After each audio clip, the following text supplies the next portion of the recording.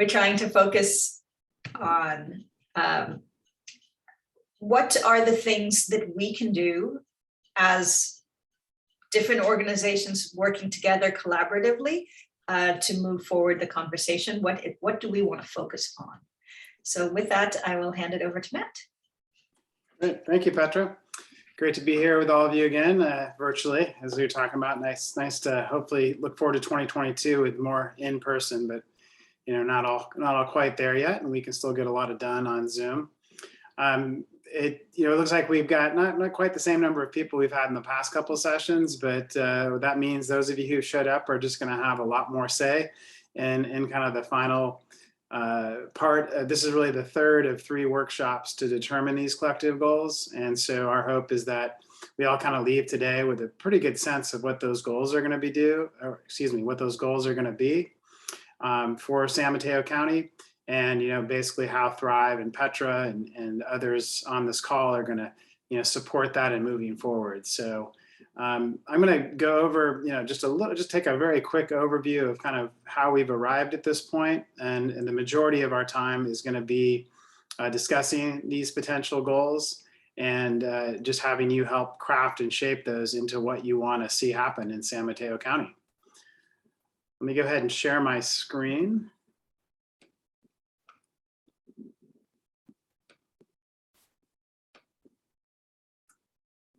Okay, thumbs up that you can see that. All right, so you're all going to have this document when we go into breakout groups in about 10 minutes or so. But here we are, and this is the third of 3 sessions, as I mentioned. This is, for all of you, many of you have been on these sessions, so I'm not going to spend a lot of time doing this. But just it's nice, I think, for all of us to remind ourselves of what we've done and where we're going. So there was a survey that many of you completed initially, and I took all of that input, all the topics that came up of climate areas that you wanted to address in the county, and organized those around systems, right? So like the transportation system, the housing system, et cetera. And using that systems lens to help you think about what kind of change might be possible. The ones that are already highlighted in yellow here is kind of the preview, right? So we can kind of cut to the chase. Transportation, building, energy have rose to the top through this process. Okay, housing is certainly connected to these things, but it didn't become a priority area in terms of your collective work. The food was another category. Adaptation was another system. So you start to think about these 4 areas: transportation, building energy, food, and adaptation as the 4 areas that kind of through this process, people have decided, yeah, this is where we'd like to focus some of our energy potentially. And in both addressing climate change and climate justice. And then one other thread to it is education, right? And it's in a different color here because education really cuts across all 4 areas. And you'll see when we talk about these proposed goals, you'll see how education can be included in all of them. So in our October meeting, which was our last one, the end of October, I did some analysis of all of the ideas that you had brought to the table. And if you remember, you documented like the different organizations working on the different topics, and you discussed how different criteria might be applied to each topic. So that's at the top here. And I'm just going to pause here for a moment because this is so key to our discussion, is holding to this criteria that we developed here together. And the very top is, as Petra has mentioned multiple times, is this idea you really want to find an area where there's great potential for collaboration, because your collective organizations and other initiatives in San Mateo County are focused on it, and you can really build something that would create quite a bit of change. And then the 3 other are all related to climate, right? So climate justice, climate resilience, climate mitigation, right? So with climate justice, really thinking about the inequities and the impacts of climate change and how to support vulnerable communities. Climate resilience, how do we all get through the climate threats from floods to fires? And then climate mitigation, how do we bring down emissions, right? So this gets very complex very quickly, right? How do you juggle these things and come up with goals? I think you've done a great job of distilling down to some areas that might be able to address all 4 of these criteria. Okay, real quick on the admissions front, just as a reminder, we talked about both generation-based and consumption-based emissions, right? And so on the generation-based, which is typically how cities everywhere, especially in San Mateo County, account for emissions, transportation and building energy are kind of the very, very top. So there's a lot of reason to think about those in terms of bringing down emissions. But when you look beyond San Mateo County at the footprint of San Mateo County residences and businesses, the consumption base, the stuff that's indirect, that you don't, in other words, you're not directly using the energy, but the things that we're buying are using energy that leads to emissions. Then other categories start to rise up, like food. So that's good that is something that's still on your radar as an area for potential collaboration, because the diets of everybody in San Mateo County, as you all know, have a big carbon footprint. So I'm happy to talk about those more, but I don't want to spend too much time there for now. But we did get into that quite a bit last time.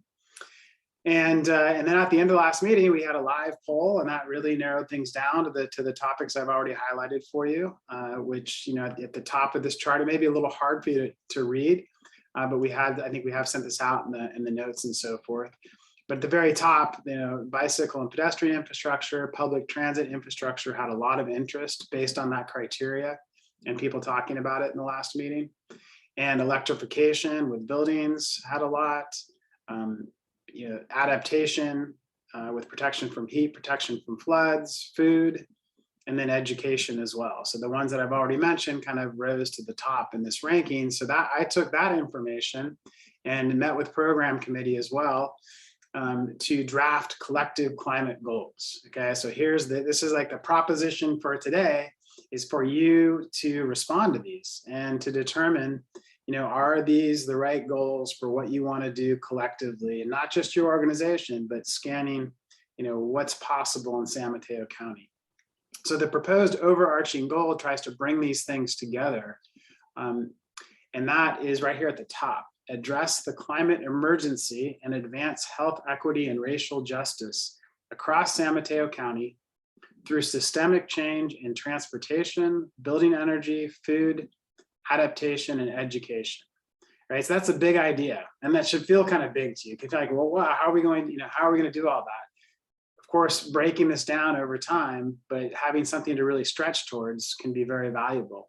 And that language of really came a lot. The program committee was very helpful in kind of talking about what motivates different groups. And in some cases, it's this climate emergency. And we know it's happening now. In other cases, it's more around advancing health, equity, racial justice, and those things go together. We know this is all interrelated. So that's why that's kind of brought there together for you.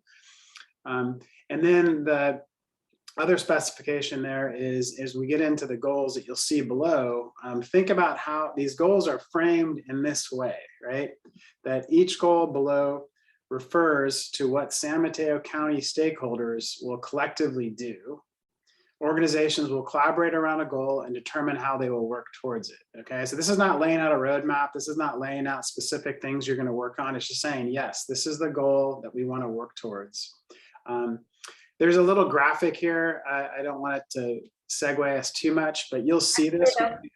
Yeah, let me jump in on this on this graphic, because it's a great graphic and it points out a little bit about something about why we're focusing on some of the things we're focusing on and not focusing on some of the others. I love it. Yeah. Do you want me? Did you freeze there, Petra? No. Okay. Well, what Petra just said was a great segue for this. So I think are you back now or? Yeah, I think I'm back. Okay, that's all right. No problem. My connection was unstable.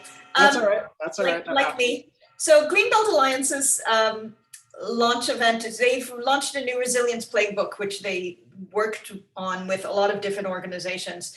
And you can find it on their website, and it's got all of this stuff on it that you see in front of you. but as we're thinking about the things that we've chosen, some of them are mitigation, some of them are adaptation, some of them are in the middle. But I wanted to address the fact that some of the things that are under adaptation here are things that we are doing, that Thrive is doing or the county is doing separate from this group and didn't really seem like the kind of thing that this group should be doing. So for instance, emergency management. And I think I've spoken about this briefly, but San Mateo County will have, first of all, the county has a Department of Emergency Management, which they just renamed to the Department of Emergency Management. It used to be called something else. And they have so there's a whole department there, but in order to coordinate nonprofits that do response on emergencies, Thrive, in conjunction with some other organizations, is going to be starting what's called a COAD, because we all love initialisms. Community organizations active in disaster. So we'll be sending information about that for anybody who's interested in being a part of that in the beginning of next year. But that's one of the reasons, like, emergency management is on here, but it's not something that this group is that much into. Same thing with the preparing for sea level rise. San Mateo has an organization called One Shoreline, which is lots of organizations all coming together to work on specifically preparing for sea level rise. So that's not something that we should take on, because there's already a really big structure there. But there's lots of stuff here that there aren't structures for, or that the people who are working on are not engaged with each other. So that's why we're looking at the things that we're looking at and not things that are already being addressed. Yeah, excellent.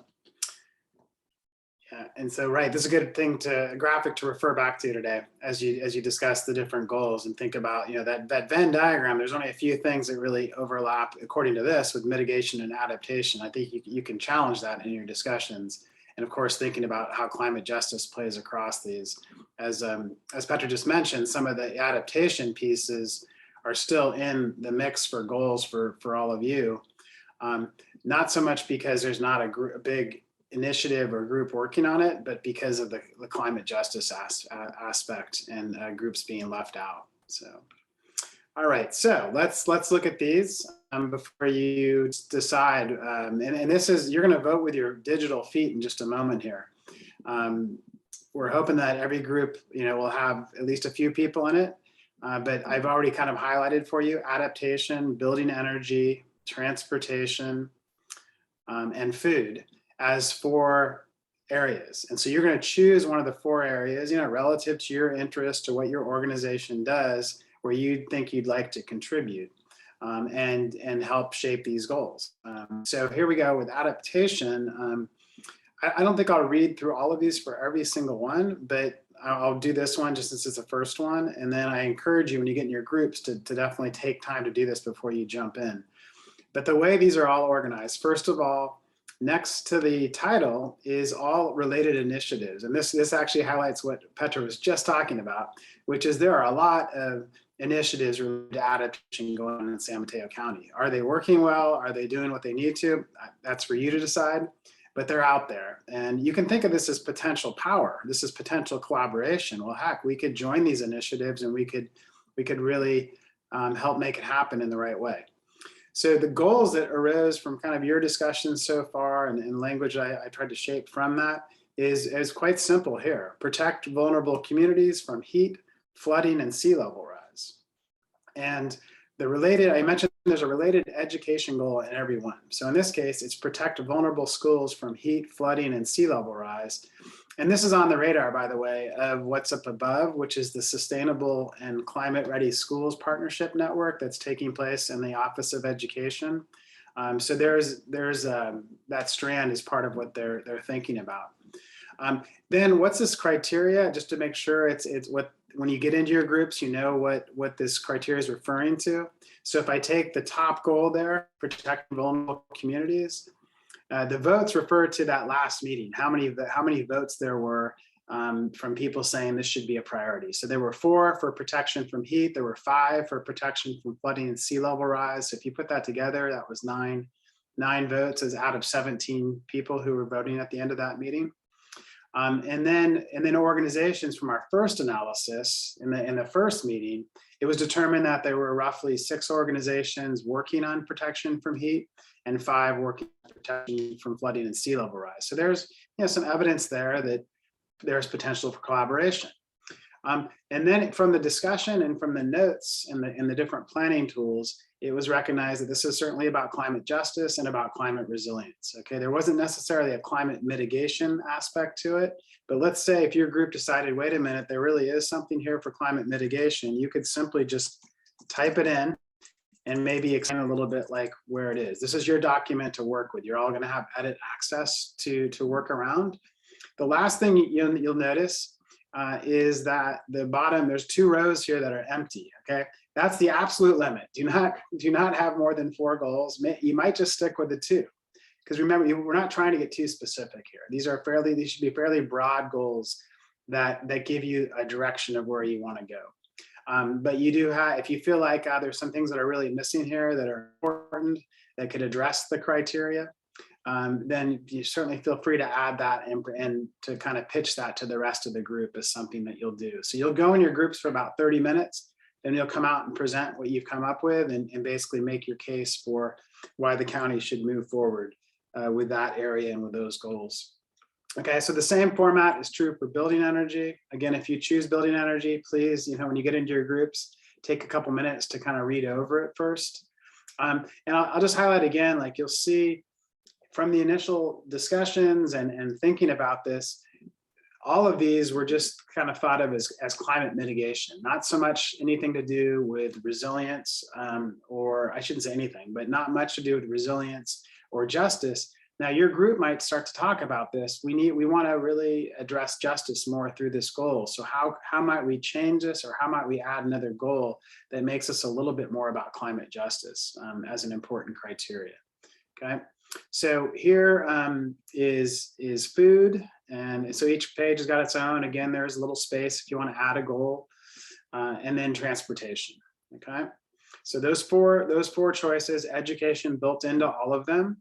I didn't, just to kind of highlight where we are with this agenda, we reviewed the process. We're going to go into breakout groups, as I mentioned right here. And so you're going to self-select. So I'm going to highlight that for you. You should, at this point in time, have an idea of which group you want to go into. We're going to open up those rooms in just a couple minutes. I really encourage you when you get in those groups, even though they're going to be fairly small today, it looks like, but even if it's just like 3 or 4 of you, you have a facilitator who's just going to help kind of move this along and make sure you kind of review the goals and review the criteria and talk about what you want to propose, and a note taker. So someone, again, you all have edit access, so don't worry about it being all polished up. Feel free just to add any notes in here that you think might be useful for others to see, and we'll clean it up later. But you, like I said, you could write, you don't have to write a perfect goal. You might think, I want to revise this goal, but not have the right language for it yet. So just put some notes around what you think needs to change. So it's a very fluid process.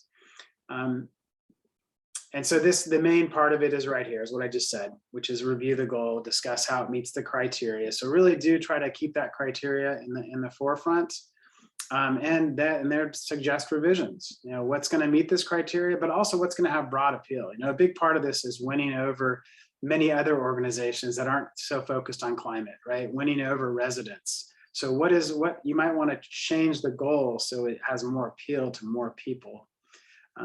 So after that, so it's going to be about 3:55, about 4:25 probably. We're going to come out of the groups, and if you can just, as a group, it's fairly informal, but just kind of present. I feel like you're kind of making your argument. Like, this is why San Mateo County needs to focus on building energy. This is what we're proposing should be the goals, and try to win some support, because we'll have a little fun at the end. Our last 10 minutes of the meeting will be a very, very simple live poll.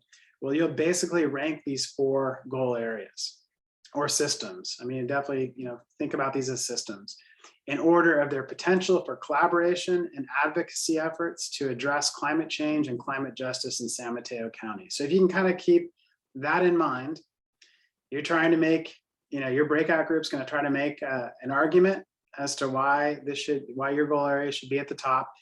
in the end, you may work on all 4 goal areas, but it's probably a good idea to get a sense from all of you of what might the priorities, what they might be.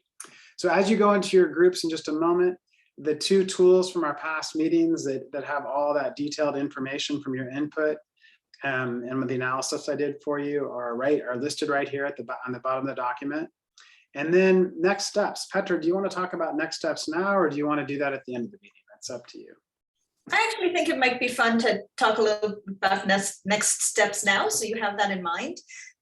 So we've now done a 3-part series to try to work on what our collective climate goals should be. We realized as we were doing this that there are lots of other organizations who are not in the room, and there are lots of coalitions and collaborations that are not in the room. So for our next monthly tag meeting in January, we're going to invite some of the representatives of those coalitions to come to be a part of the conversation, and specifically to actually tell us what they're already doing, so that we're not doing stuff that people are already doing. And so that if the idea is we want to get somewhere and some people are already working on it, that we can bring those groups together. So we have some ideas of that, but again, if there are organizations that you think should be there for the January meeting, please let us know. Our kind of mid goal is by the middle to end of next summer, we're planning on having a climate summit for San Mateo County, because one of the things that we have heard again and again is that we don't know what everybody else is doing, and we don't really have great opportunities to work together besides at our tag meetings, and they've all been on Zoom, etc. So we thought it would be really great to get everybody together, hopefully in 3D, all with a very broad definition of what the climate, who's working in the climate summit, so that we have a very broad tent. And the goal for that is to make sure that the climate justice organizations are a part of the planning. So we're working on pulling together a climate justice coalition. I don't know if anybody from the future coalition is on this call right now. Part of the issue is for them often is bandwidth, but we will have a climate justice specific coalition that's going to help us plan the climate summit. And then as we narrow down the focuses, we will start getting some working groups together as well to figure out how to push these things forward. So those are our next steps, and we're super excited about them. Great. So yeah, it's nice to know where this might head, right? As you're thinking about what is the purpose of these goals.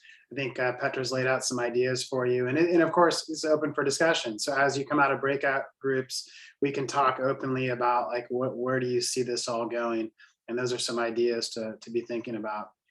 Okay, so is there any questions or comments before you choose one of the 4 areas for a breakout room?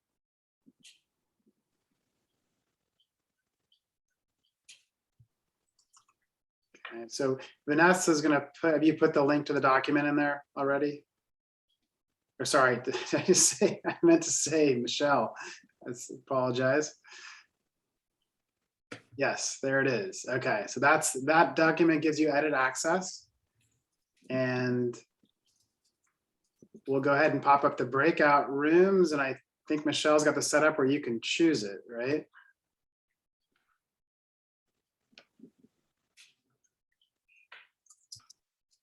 You can choose your room.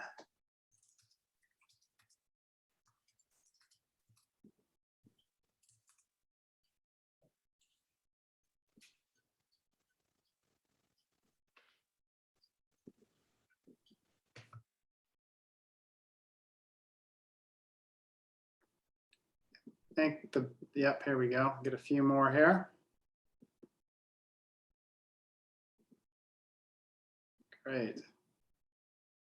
All right. Well, not an easy task. It never is. We're trying to kind of dice up goals. And you're kind of in a new group. All of you were in a different configuration than before. So I admire the progress that you made in about 30 minutes with a different group of people, kind of wrestling through how to make these goals work. So as you present these, and we'll start with building energy, then we'll do transportation. It doesn't have to be fully polished. Just kind of share with the rest of us like what the discussion was. Definitely walk through the goals. And as you're talking, Petra, Michelle, and I will be listening, so we can help like craft these and polish these up so they work for you.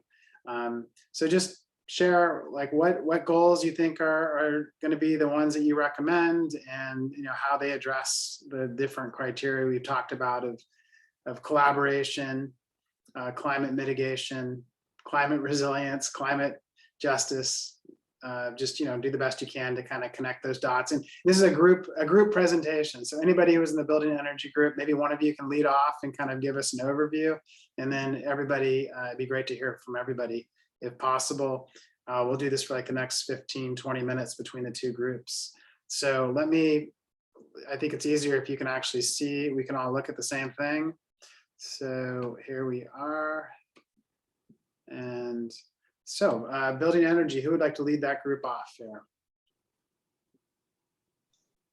Nominating Susan. I was gonna say the same to you. I'll pitch it. Let's jump in together. We had an evolution and we didn't quite finish it, so that's tricky. But I guess I would say we were looking at, essentially, if you look at goal C, it encapsulates this idea of increasing energy efficiency, switching the fuel to all electric, and adding, solar and battery to, and then different types of buildings. So here is schools. We talked about homes. We talked about, commercial buildings. And then we started asking ourselves, well, are we doing all buildings? Can this group really bite off all of that? Should we be thinking of little subsectors? Then the whole question came, this sounds like a strategy, but there's no numeric goal, which led us to a discussion that I just wrote in there right at the end of D. If there were a mandate to reduce, or to shut off the flow of natural gas to San Mateo County by 2045, that would suddenly put everything else in perspective and give us a reason to say, okay, by 2030, X percentages of buildings need to be off of natural gas and, efficient, and, put some milestones in. So that was a work in progress. Yeah.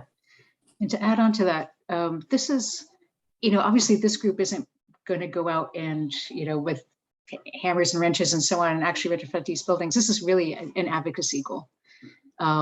Because this requires changes in building codes in cities. And so that's going city council by city council to advocate for changes in those building codes, which is a great fit, actually, I think, for a network of local environmental organizations, because we can cover a lot of cities with a group that's actually in that jurisdiction.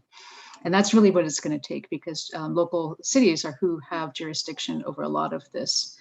And then to get at the question of whether this is an EJ goal, we decided, yeah, it really is, because gas stoves contribute strongly to asthma. And if you live already next to a freeway like 101, those neighborhoods have higher incidence of asthma already. But then if you live next to a freeway and you have a gas stove, then you have these two things that might be contributing toward your kids getting asthma. And there are more renters who live along 101. And those, and renters have a harder time switching out their appliances because often the landlords have, control over that. And so you get into those EJ issues of how do you make these appliances, which aren't just good for the environment, they're good for your kids, your family right now, to have better indoor air quality and prevent asthma. How do you get them in the hands of more renters, in the hands of more low-income renters, in the hands of folks who may already have, household members with asthma. And then also, how do you get air conditioning in the hands of people who, and I'm talking about really efficient electric heat pump air conditioning in the hands of folks who may already be, older and have barriers to access to healthcare, and may have, complicating, health issues. and may live in an EJ community and may have, be next to the freeway and breathing bad air. And those are the folks who really need the air conditioning. And so how do you, increase access there? So we added the affordable and the special emphasis on renters in EJ communities. Great. Anybody else from the group like to add something? Okay.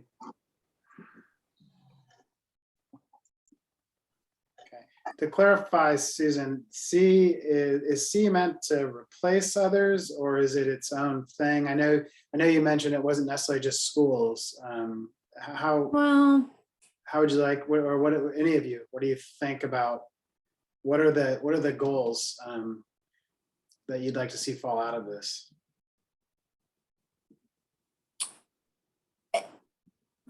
It seems like the one thing that's missing from C in terms of language is the word affordable, which was important. We added that into A.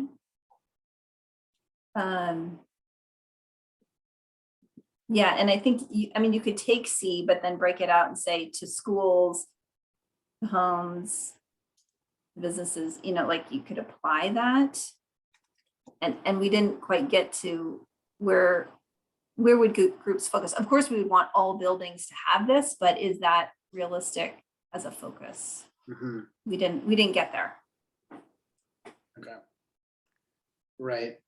And then the school, right. So in other words, that wasn't necessarily just the school goal, but the school part could parallel anything on here, right? Because A was just talking about appliances at first. We're like, oh, we need to electrify our appliances. Yeah. But then we're saying, well, wait a minute, there's also efficiency has benefits, the resilience of the solar and battery. Like that as a package is a much better way to think about it. Is that a package? And again, this is, it's hard to figure all this out in a short amount of time, but there's B as retrofit, right? Which is more broad. And what I see, I see that language that you all put in there for C is more specific and targeted, which if that's what you want, that can be very helpful, right? Mm-hmm. So the danger is getting too specific and then like, wait a minute, we actually knocked off a bunch of options because we got too specific. We weren't even sure in B, what buildings are we talking about? Mm-hmm. Just buildings, retrofit, mm-hmm. That was so vague that it was got us wondering. Right. So increasing energy efficiency and it's could be considered part of a retrofit, right? It's related to that. Oh, absolutely. It's implied it's a retrofit as opposed to a new build. Right. When you're saying, maybe that needs to be spelled out more like, right. Maybe 2 existing buildings across the country, including schools, businesses, homes, you could do it something like that. For C? B, yeah. For B. Oh, for B. Well, I guess that's what I'm wondering, and this can go to any of you, but like, do you want C to replace B? Yeah, I don't think, and please others jump in, I don't think B was, I think it was lacking in a lot. So in a way, I think we were slashing B. Okay. But jump in if someone disagrees. Yeah, and Matt, if you were thinking of dividing these goals up, I think they're kind of a package. I don't think we can really say we'll do one without the others because it's all, I said it earlier, this is an advocacy goal. It's really an advocacy and public education goal together because there's just, so many people don't know that gas stoves cause asthma. That's a huge public education opportunity. And it's advocacy not just of cities, it's advocacy of, agencies like Peninsula Clean Energy, maybe OOS, maybe the state. So there's advocacy at multiple levels and public education. Kirsten, maybe you can talk directly to it, but what are the other underlying barriers to some of the conversions? We've experienced it, particularly during fire season, but even on the Bay side, we see it. A lot of blackouts, a lot of I don't know. Is that an insurmountable goal? Is to have a reliable electrical infrastructure to support these conversions? I guess that includes, lobbying PG&E in that case too. Yeah. I don't know what enough about the details of the nature of the issues to say, yeah, and of course, but I do know it's a concern, and then it may be something to help that needs to be bridged to really bring this to fruition. In some ways, we're counting on PCE to have more local, more reliable power available that's cheaper to make all this stuff happen. And it seems like the scope of this building energy thing is really for every sector, whether it's schools or homes or office buildings, to go down the checklist of, do you have renewable energy? Do you have battery storage? Do you have efficiency? Do you have HVAC and water by heat pump? Do you have, et cetera? There's like six or seven things that every house and building ultimately has to either figure out how to adopt or get incentives or decide not this year, but next year. And it's covered in A, B, C, and D, but maybe could be structured in that sort of a checklist that everybody's got to address. Yeah, when I think of them, I don't think of them as all being required on every building. But what we definitely have to do is decarbonize. And then I think of resilience in individual buildings as being a personal choice for how resilient to get.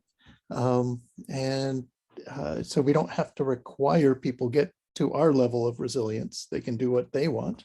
And then also efficiency shouldn't be in the way of electrification when we're thinking of ordering things. We can do electrification before efficiency or efficiency before electrification, either one. But we need to figure out how not to get in our own way on these types of goals on buildings. Good point. Great discussion on building energy, and applaud the group. You integrated environmental justice. You broke down the components of these, of what you want to see in buildings a lot more.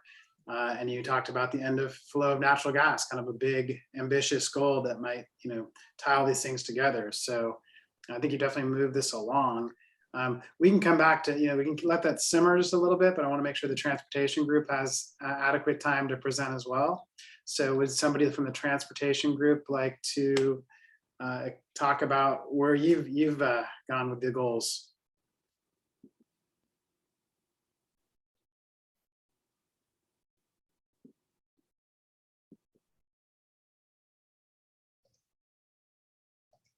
I have to call on somebody. I can go, or I was the note taker, so I'm happy to maybe do an overview and then make space for all of my other team members who have built out these different goals. But so we're the transportation group, and essentially what we did was we took one of the initial goals, which was around affordable, healthy, safe, and climate-friendly biking, walking, and public transit, and actually took the components and the elements of being affordable, healthy, safe, and climate-friendly, and use that as an umbrella to really integrate into all the goals. And then we then took those different modes and then parsed them out into their own individual goals, because we felt that they all took different actions. So we have one goal specific to biking, scooters, and walking, and really emphasizing to make it safer, cheaper, and faster as a way to increase adoption. And then we had a goal specific to public transit, making it zero emission, and then using some of those same strategies to increase uptake and adoption. And then we added a new goal. If you remember, there wasn't anything specific to electric vehicles initially, but we felt that this was an important element to consider, especially in the cases in which adopting the other modes are difficult or will take time. And we also talked about land use and some of the other broader things that would need to happen to make some of these goals possible. So we did include a separate goal around electric vehicles and investing in charging infrastructure. And then we had the last goal of really around safe route to school, as well as to other community centers. And then really keeping this goal separate and distinct because of the important role of education and engaging with the students and their families. And can I add that I think Joshua mentioned earlier in the discussion, really taking into consideration, like when we're building out infrastructure, to consider one example he gave was North Central San Mateo neighborhood, and how that would remove a lot of street parking for probably hundreds of families, and how that would be an issue in terms of just their access to the streets and how they tend to use them. So also taking into consideration that needs that they have, and that goes with the converting to zero emission vehicles, because a lot of these people probably will still want to drive. So if they can't walk, bike, or scooter, take transit, whatever it may be, make sure that we're building out infrastructure that takes into account the EJ neighborhoods that we might be working with and impacting with this work.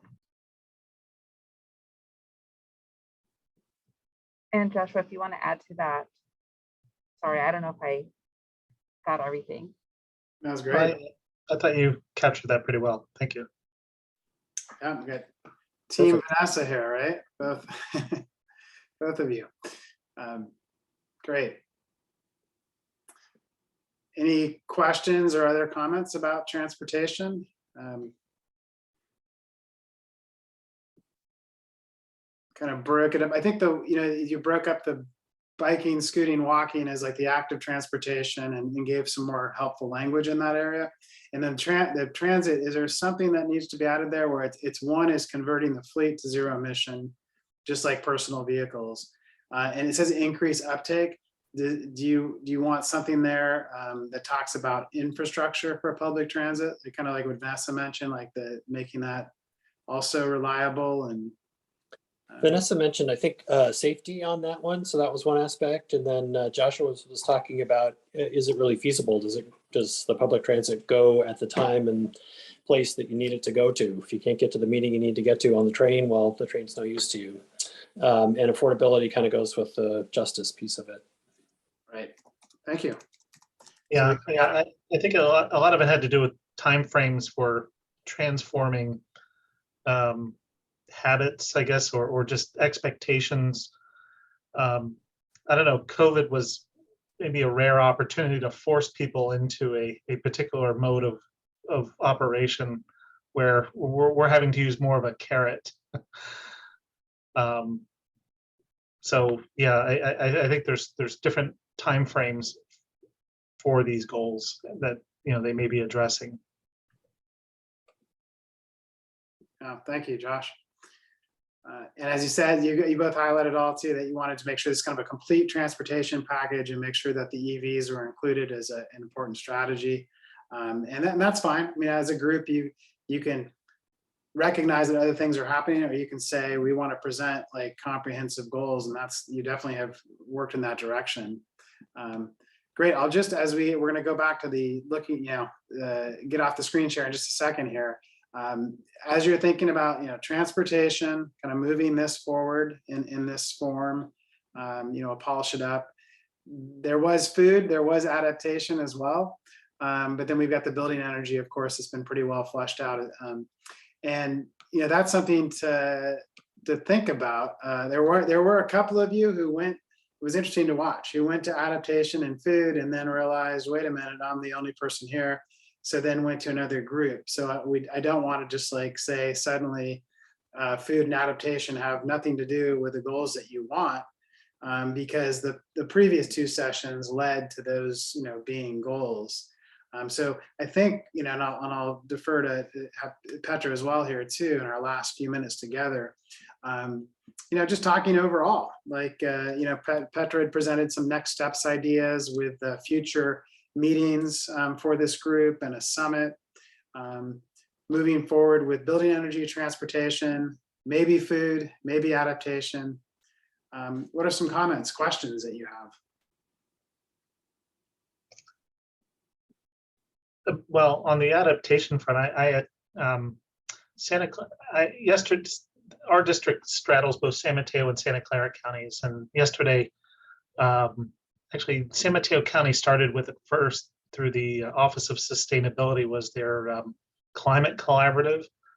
And if folks remember Jasneet Sharma, she's now working in Santa Clara County and has created the same structure. And they were talking about adaptation through natural solutions. And the focus was, yesterday was on that. I think also one of the challenges, I'm sorry, I always go to the challenge space. Vulnerable communities, what does that mean? How is that determined? And I do quite a bit of work at the state level, and that is not a settled issue, because there are literally billions of dollars riding on who gets to pick what constitutes a vulnerable community. So we may want to spend some time identifying what constitutes vulnerable, and how do we make that determination. I think there's some that are pretty intuitive, but also, we may also want to look at, not necessarily reinventing the wheel. There are, and I think maybe Petra talked about this, or maybe it was you, Matt, talking to some of the other groups working in this space. So if we don't have the bandwidth to take on, let's say, adaptation, and someone else is working on that, well, then maybe it's us jumping on that bandwagon. I think that's definitely one of the goals here, is to find out what our priorities are and try to find out who is working on it. And I just actually had a calendar invite reminder pop up that the Voices for Public Transportation Coalition meeting is happening at 5 o'clock today. So there are definitely groups out there who are working on it, but part of kind of why Thrive is involved in this is to get much more of a cross sector group working to support work that might already be happening once we figure out how we want to focus our energies. Yeah, no question. Any sort of coalition that you can add to any of these issues, I think, is beneficial. But that said, you're right. Some of the building energy had no real established initiatives in the county that at least have come up in this process. Maybe there is something. Food had some, adaptation had a lot, and transportation had a couple, but I'm not sure, how active those were. Like Team C got the 2018 ballot initiative, helped pass that. Since then, I'm not sure what Team C has been doing. Maybe Vanessa or somebody else does. I mean, they still support transportation work, but not to the level when they were doing the ballot measure work. So I'm not really sure what their priority is right now. Speaking of ballot initiatives, one thing I don't know how much everyone knows about it, but San Mateo County is planning, at least working towards putting a climate disaster related ballot initiative on the November 22 ballot. I think it was originally sea level rise, and the polling didn't get it across the finish line, so they added wildfire. And maybe they've even broadened that to any mode. So that's a work in progress, but something else, particularly on the adaptation front, for us to get behind. Josh, who's leading that? San Mateo, the county itself, Dawn and Dave.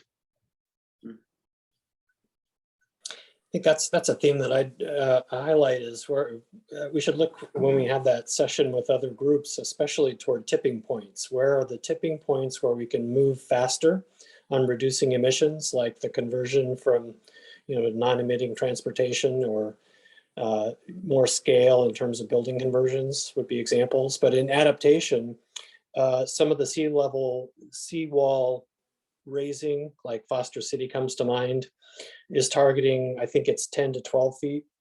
Current estimates are looking more like 15 to 20 feet is what will be required by end of century. So are we on the right issues with the right level of urgency, and where can we add to our hand or foot on the scale to get these tipping points to happen faster in both senses, in terms of really being ready for what's coming and also to accelerate change that's about ready to happen. Actually, in that space, it'd be interesting if Thrive, well, it's a fraught topic for any group to talk about, but the topic of managed retreat, it's an emotional topic for those affected, and but it's a reality. So it'd be interesting. I don't know if we're ready to go there right now, but that is a hard one for sure. But thank you for bringing that up. That's because it just also reminds us of the urgency of all of this. And I want to just respect everyone's time. And I need to give a huge thank you to Matt, because he has been working with us now. He said, oh, I'll just come for one meeting. And that was like 5 meetings ago, I don't even know, that he's been doing all of this pro bono for us. And we totally appreciate it. It's really helped move the conversation forward. And it's really fantastic that that our work is so inspiring that he wants to spend time with us. So really, really appreciate that. And we appreciate all of your input. And apparently my clock is going. So we will meet again in January, and feel free to reach out in between. Matt, do you have any closing words? It's been a pleasure. Thank you for your kind words, Petra. Really energized by all of what you're working on individually, but this collective is what's most exciting. So I hope you stay with it and push, and I think you can get some great things done. I'm not far away. I'll be in touch, I'm sure. But have a great holiday season, everybody. See you at the Mix and Mingle. It's going to be super fun. You can win cookies. Thank you. Thank you, Petra, Matt. Happy holidays. Thank you so much. All right. Thanks, everyone.